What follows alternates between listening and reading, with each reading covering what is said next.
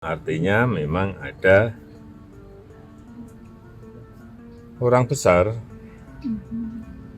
ada yang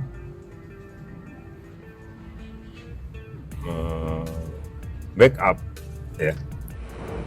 Ucapan Ketua Solidaritas Merah Putih Sylvester Matutina dan Sekjen Peradi Ade Darmawan membuat hubungan SBY dan Jokowi memanas. Dua presiden Indonesia mengalami pasang surut hubungan politik karena beda pandangan. Diketahui, SBY di awal pemerintahan Jokowi pernah mengkritik kebijakan mantan wali kota Solo itu. Namun dibalas Jokowi dengan blusukan hambalang di tahun 2016 silam. Karena banyak petinggi Demokrat kala itu, SBY dan Jokowi kembali memanas saat kubu Muldoko yang saat itu menjabat KSP berniat mengambil alih Demokrat tahun 2023. Kala itu, Muldoko kalah dalam gugatan. Hubungan SBY dan Jokowi mendingin setelah kedua ngobrol di istana. Puncak saat Demokrat memutuskan bergabung dengan KIN Plus, koalisi yang mengusung pasangan Prabowo Gibran. Saat itu AHY ditunjuk menjadi Menteri ATR mengganti Hadi Cajanto dan dipercaya Prabowo menjadi Menko Infrastruktur dan Pembangunan Kewilayahan. Hubungan itu terlihat harmonis saat Gibran dan Kaisang datang di Kongres Demokrat. Begitu juga saat Kongres PSE AHY mengutus petinggi Demokrat untuk hadir.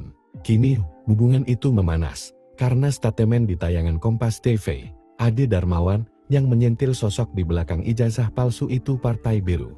Lalu diperkuat Sylvester yang menuding Roy Suryo hanya pionir. Ada tokoh-tokoh yang menginginkan Prabowo Gibran ini berpisah, nggak sukses hingga tahun 2029. Ada mereka yang ingin menggantikan dengan anaknya atau orangnya.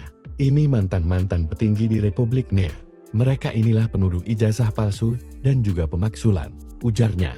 Melihat ini, Ray Rangkuti analisis politik menilai dugaan Roy Suryo CS didukung. Partai berbaju biru terlalu jauh. Warna biru di Indonesia hanya dikenakan oleh Partai PN dan Demokrat, dan saya tidak melihat potensi mereka. Berbeda dengan Pak Jokowi dan tokoh besar yang diuntungkan itu Pak Prabowo, ujarnya.